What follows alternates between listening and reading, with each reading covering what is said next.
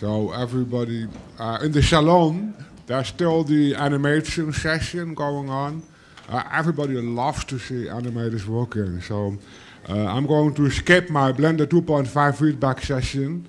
If people would like to, I'm now going to the cafe and people can talk to me to find out if there's still something I didn't know about what's failing in 2.5, but I already have enough to do for the next 2 years. So immediately after the animators, we moved to, what is this? Let's see. Bassam Koudali about rigging. That's it, right? And then, yeah, that's it. Okay, I'm Julius Tuomisto. I'm from Letwory University of Applied Sciences, Finland. I'm going to talk about Renderfarm.fi with Nathan Letwory. The topic will be basically this. So I'm going to talk about what is Renderfarm.fi. I'm going to talk about the accessibility and confidentiality. I'm going to try to convince you with our continuation plan, which is something called Pro at this point. So basically we have some plans to try to get some money out of this in terms of continuation and kind of guaranteeing the development of the open source technology behind it and so forth. I'll talk about 2011. I'll introduce the team and talk a little bit about taking the case forward. Nathan will actually take over at about point 2, and Nathan will actually show off something that he's mainly developed, which is the uploader for Blender 2.5. Okay, so what is Renderfarm.fi? I already had the chance yesterday to quickly go over it. The idea is to use pair processing cycles from computers around the world. It's actually not a completely new idea, obviously. We've been doing it for a couple of years, but it's been actually introduced quite some years ago already by people such as David Anderson. Now, what does this? Why are we doing it? It's because basically we believe that it's a fundamental need shared by a lot of 3D artists. So a lot of people actually need rendering power, and we hope that this network that we're building up can actually deliver. We also, something I would like to point out, there's some confusion about the service. It does not actually make you choose Creative Commons licensing, but we definitely advocate them. So we advocate open values just because of the way that the rendering is done. Now, just to give an example, actually yesterday I had a slight mistake in the slide. Actually, it took us a full 2.5 days to produce this particular animation by this German animator, Manuel Geisinger. Hello again, Manu, if he's watching. But basically, it would have taken about 5 months to produce, over 5 months to produce on one computer, and we did it for free in 2 days, 13 hours. Now, the cool thing about this is that actually the more people join, the faster we can actually produce this. So it's good for everybody. I kind of went through some of this stuff already yesterday. So I talked about in my open session. I had the possibility to go through the technology that we're using, which is Boink. It's the same technology that some of you might have already used when participating in SETI at Home. Now, obviously, because let's take SETI at Home as an example. It's SETI at Home has about 1 million computers attached. At every single point, I think that they have about 500,000 computers attached. It's a very robust technology. It's a very scalable technology. So we could also support 550,000 computers. We could support even 1 million computers. So from what I gather, I think Blender users there are about 300,000, 400,000 currently. I hope everybody joins. So let's see. Now, because of this fact that it's a very scalable technology, it's a very powerful technology also, meaning that, like I told you before, the more people join, the faster it gets. Now, the cool thing is that those results that I just demonstrated, they were actually done by about 700 computers. Now we have currently about 1,500 computers, so we could actually, in theory, we could produce it twice as fast currently, and this will only accelerate. So the more people join, again, the same speech. Now, what's kind of cool about it is that we focused a lot on accessibility, and this is something that Nathan will be covering. But this is something that I kind of found to be lacking in a lot of render farms is the fact that a lot of them kind of require you to understand what is parallel computing and require you to think around this subject. But what we are aiming for is actually a network where you can basically do whatever you can do on your local installation of Blender. We hope to kind of provide you the same stuff. So it would be like pressing F12 but getting everything much faster. Okay, now like I was telling, we've developed something called the uploader. We call it the uploader. It's basically an interface that you can use directly from within Blender. It enables you to easily send work to the farm. Now, using the uploader, as Nathan will soon show, it's going to take you about 5 minutes. Now, joining it will take you another 5 minutes, so you need to install Boink. You can get it from the Berkeley web pages, the latest version, and the only thing you need to do is basically you need to create an account on Renderfarm.fi, and in about 5 minutes you will actually be participating in this network. And whenever there is work, you're actually donating. It's quite a simple task. You don't need to do anything very specific. But I give the floor to Nathan, who's going to demonstrate the uploader.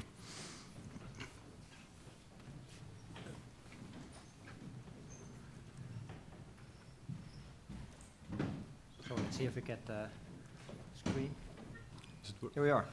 So Blender, this is actually a pretty recent compile. I compiled it last night.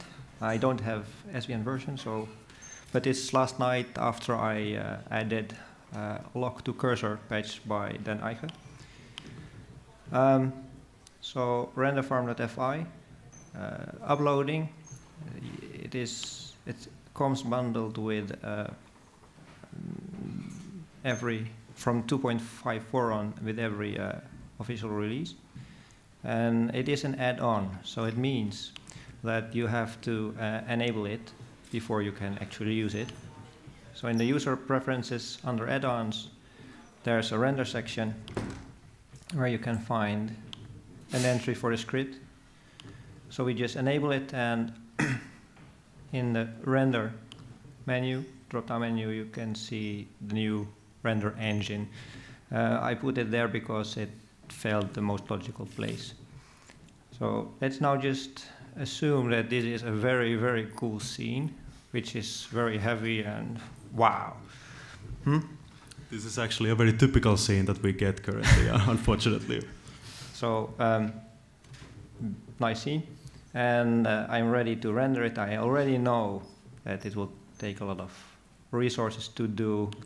I have done the registration dance and what have you. So I select the render farm engine, and in the render properties, you will see a set of new panels. To be able to send this session, you will have to locally give the login credentials. So I'm not going to actually do that because it's still all clear text, and I don't want to show that. But confirming credentials is only locally. It does some magic and make sure that you're clear, that your password is not saved in clear text. If you want to, you can check for new versions, but this is the latest one, so I'm not going to do that.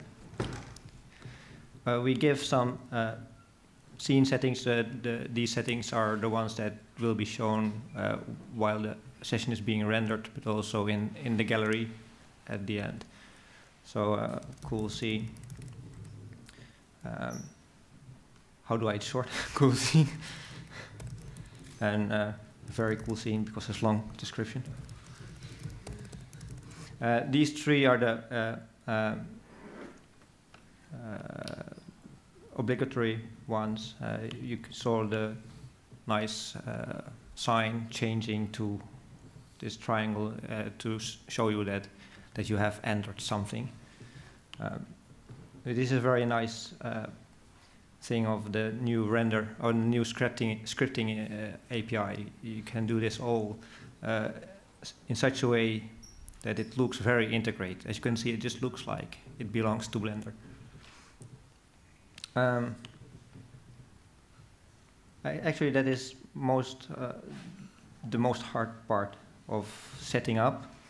There are some things you need to remember currently still, that there are some technical limitations. Like you could say, you can say you want to render in parts, but if you are going to use compositor, it might be wiser to not use parts because you will otherwise get artifacts in your render. It's all explained on the website, so do check that out. Make sure that the start and end frame, if you are doing an animation, are correct. And then there is a simple checking code that is going to look if the most basic requirements are met for the scene. You saw up here appear one warning. Always when you do check scene and you see that happen, check in the report warnings what has happened, and it will tell you what you need to do. It said there was by default the render percentage of the resolution is 20 or 50 or something. It changed it, so it told you it changed. We recheck again. This is the part where you can select license. If you don't like CC, you can choose copyright, but as said, we would like to have people use CC. It's for openness. So actually the copyright, if I can just take in here, for example, for the source, there is the difference between the input license and the output license is that the input license means the actual blend file for all the blend file, and the output license means for the individual frames that are then produced by the service. Now, why sometimes people want to would like to choose probably copyright in the source licenses if you use textures, for example, from a website that doesn't allow that don't use a copyleft license. So, and then the last step then is to render on the render farm. When you press this button, I'm not going to do that. I'm not hooked up. It will send it to the server. And right now we still have a manual check of files. We are working on having it automated as much as possible. And at some point you will receive email either for rejection or exception of your session, and you just follow what is happening. You can do that in this box here. That's about the uploader. Okay, so if we can switch back to this one.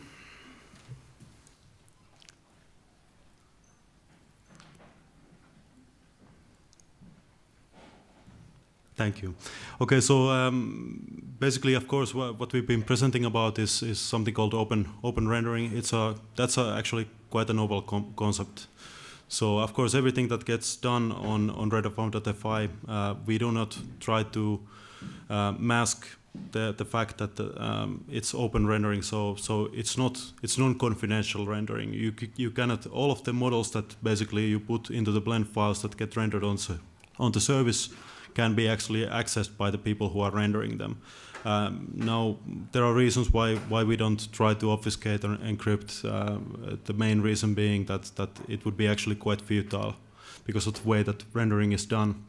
Now, for this reason, I thought that I would take the time also to talk about something that we probably will be making, because in order to guarantee the future of the project, it's important to have some sort of a continuation plan. Now, this is something called Renderfarm Pro. It's actually quite a normal render farm, or a more traditional way of rendering. So we'll also be providing for those users who cannot use or don't want to use for certain tasks, they cannot use the open rendering, we'll be providing a confidential render farm. Now the cool thing about this is that by using this confidential render farm, you're actually supporting the development of the free side also. So the technology will be completely the same, and by using the render farm, you'll actually be funding kind of the development of the backend open source technology. We'll be providing some of the basic things like actually some more advanced deadlines and ETA are not provided by most of the render farms available on the market today. We have kind of figured out ways of maybe doing this, but let's see. Okay, now for 2011, we hope to have currently we have about 2,000 registered users. Of course, the more people join, the faster it gets and more interesting it actually becomes as a service also for promotion. We hope that we'll be saving people maybe over 100,000 hours of rendering. So like I told you, the financing would in this model would come from actually selling the confidential rendering time. We'll also try to partnership with universities, because I think that this will actually be a very beneficial deal for universities. Blender is a fantastic package. Now, what if we can manage to bundle it with actually like open rendering also, where universities actually share the rendering power between each other. Now, of course, Blender gets downloaded about 2 to 3 million times each year. That's kind of cool for us, because the uploader is now integrated into the main branch. But something cool that I like to point out is that we're actually working on Lux render support also, and hope to have it maybe by the first quarter of 2011. But let's put it to first half, just to make sure. And what is already happening on the service, because it's a kind of a cool way to promote your movies if you're an independent movie maker. It's a nice way to get a lot of people actually interested in your movie. We hope to also actually have our first full-length open movies rendered on the service. It's a team effort. I'm actually not a developer, so any technical questions, ask all the other guys. But I have a nice team. There's always more space for more people. It's all open source, so really it would be really cool to find some people from Blender conference also who would like to join. But it's a very multinational team so far. And like I told you, there's kind of how we plan to take the case forward is by finding a business model that would guarantee the continuation of the project. Now some people have also suggested that we could maybe contact FSF or Free Software Foundation, Creative Commons maybe. But I think that in terms of really creating something that is really useful for everybody and kind of create it fast, I think that the best way is probably to make it into a business, or at least try, and then die trying. But let's see, it's a big challenge, of course, doing something completely on open source, and there might be some other further funding opportunities. Now, like I told you, the cool thing would be to kind of bundle this technology together with Blender and kind of try to build up a university network where universities could maybe benefit from both, kind of convince them to induct actually Blender into their curriculum. This is at least something that I've noticed in Finland, is that a lot of the universities, they do have Blender workshops, but they do not still provide actual curriculum for like full course of Blender. And this is something that I think that the more sort of startups or whatever try to focus on this fact, they can actually accelerate this process. And this is what I'm hoping to do. I'm hoping to start a pilot program with a couple of universities around the world where we kind of test this implementation of both Blender and our technology. And in order to do this, I will naturally need to find some trainers to train the teachers. So just to conclude, it's a robust, proven technology. We're building it in open source. It's, if you want to join in, it would be really super cool. it challenges the cool thing is that it in many ways challenges the way that normally artists view the rendering resources, because of the fact that here we actually have a kind of working socialism, if you want to call it that. I personally don't want to, but some people do, and it's the idea is that if you're not using your computer, if you're, let's say that you're based in Asia, for example, when you're not using your computer, somebody from Europe can use it. If you're in Asia and you need rendering power, and somebody has their machine on in Europe or South America, you know, it's a kind of a cool way to get access to that rendering power. So it's actually the users kind of solving their own issue. Now, what I've of course been talking about is open rendering. Probably it does not fit everybody's needs, but it can be used for a lot of purposes. For example, movies, small budget movies. If you have a small budget movie production where you actually want people to kind of get involved, it's a super way of getting a lot of people, a lot of people's attention actually. And finally, like I told, we're going to keep Renderfarm.fi always free. The more people join, it will get faster. Accessibility is key here, so we actually aim at kind of supporting anything that you can do in Blender. We'll try to cover for that.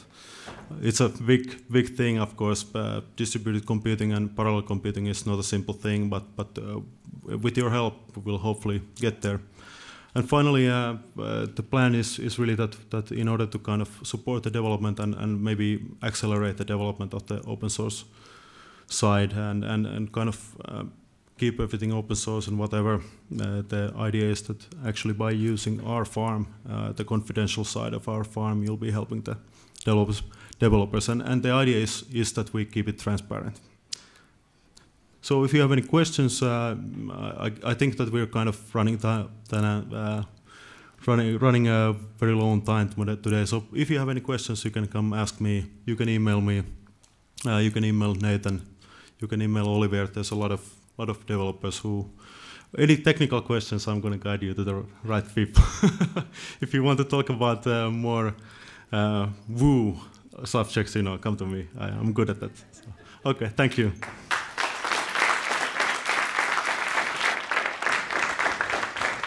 Thanks to you and me. 2 minutes break for the next speaker.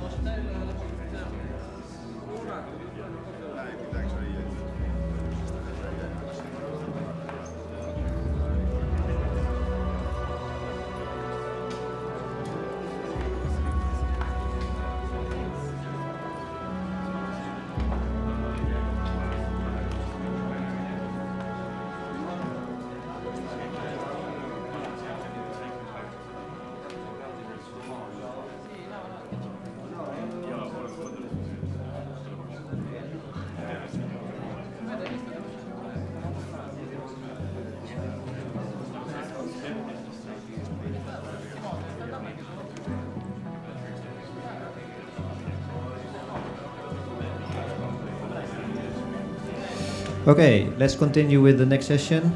Blender as a CAD tool by Michiel Klaarwater. So please. Good afternoon, everybody, and thanks for having me. I'm going to tell a little bit about my use of Blender, which is a different way of using Blender than most people here in the conference. The subjects that I will discuss is very shortly, very briefly about me. Also a little bit about what is a FabLab. For people that don't know what is a FabLab, I will tell a little bit about the concept. Then I will tell a little bit theory about how you can realize your 3D design that you made in Blender, how you could realize this in real life. And then I will give you some showcases of things that I did last year in the FabLab.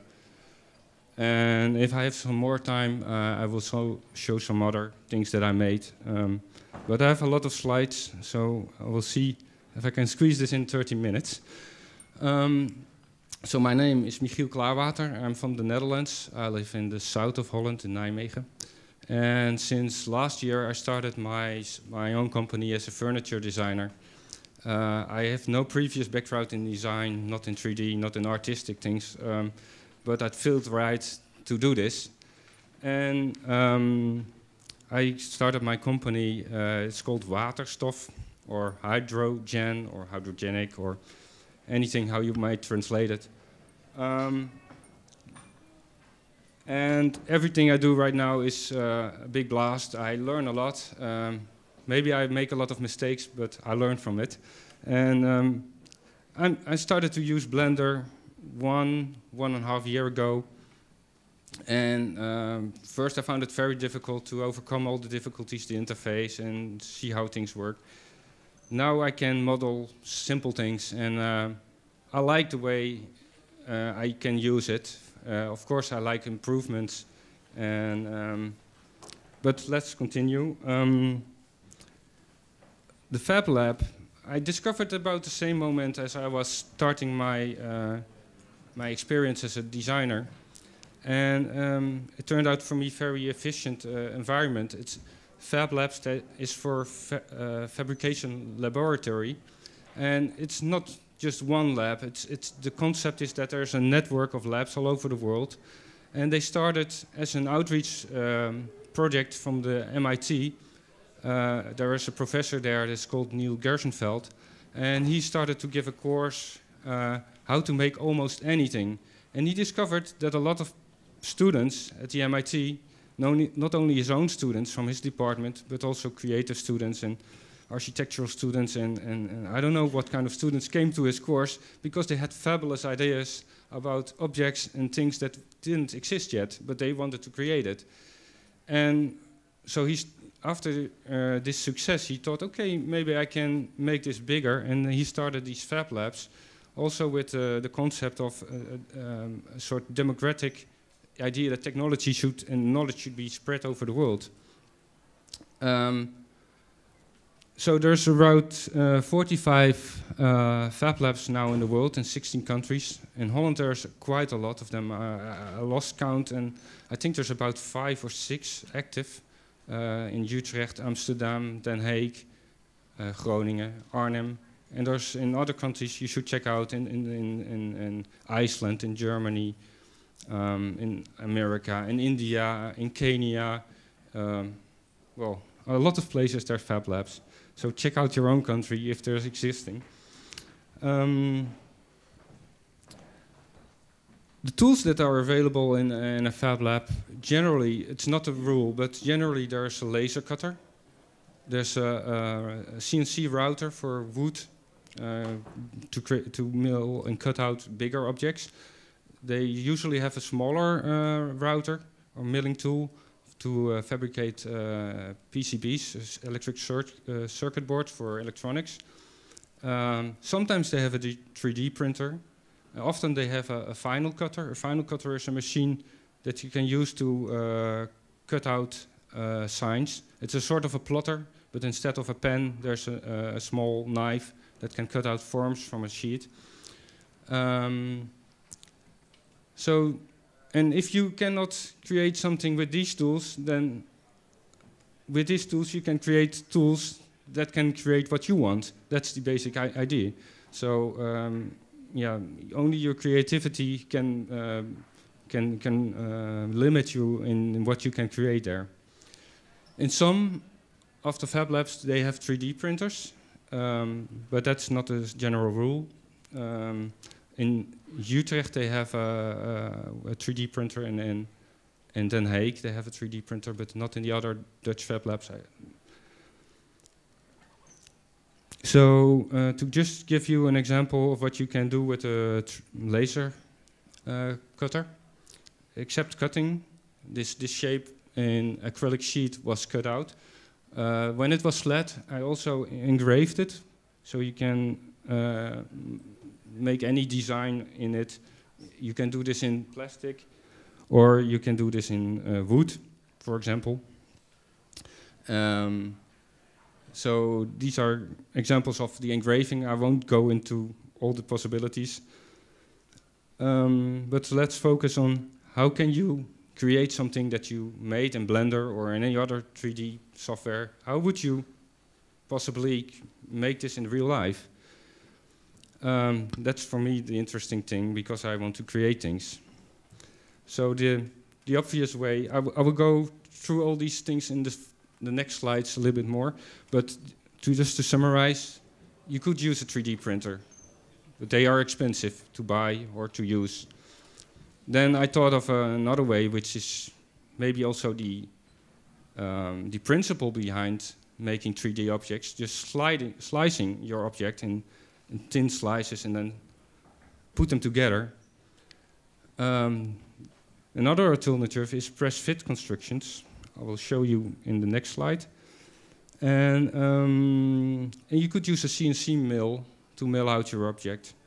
And if you want multiple objects, you could make a mold and then cast your objects. So these principles I will discuss in the next slides.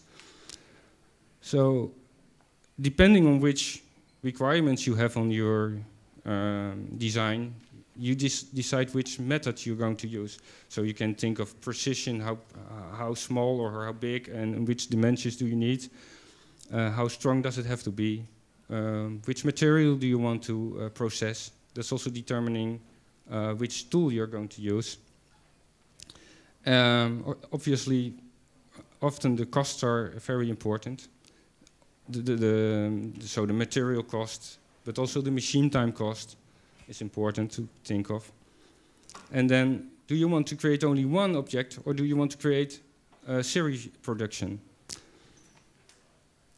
So, what does a 3D printer look like? Well, these are examples of commercial available 3D printers. They cost around $20,000, and the prices are going down, so they become more affordable. But for a private person or a small company, this is quite expensive. The 3D printers differ in methods, how they create their objects. For example, this one can print in a sort of plastic, an ABS plus material, and this one can create a sort of ceramic material. So depending on what kind of objects you want to make, it also differs which machine you have to use. Then maybe you know Shapeways. I think that's the most well-known 3D printing service. It was founded in the Netherlands, and I think they recently moved also to New York. They provide the service to print your 3D design, so you can send in your 3D design, and you can then choose which kind of material you want to print it in, and they send you your design back. That's the most easy way, and they, as you can see, they have a long list with different materials. Recently they added the sterling silver. It's really beautiful, I saw it. It's also expensive, but it can be very nice to make your own jewelry. If you don't want to buy an expensive commercial 3D printer, but you're interested to have your own, you can make your own. There's on the internet, there's a lot of 3D printers open source 3D printer projects available. I think the most well-known are the Ultimate and the Cupcake from MakerBot. This is the MakerBot printer. And the RepRide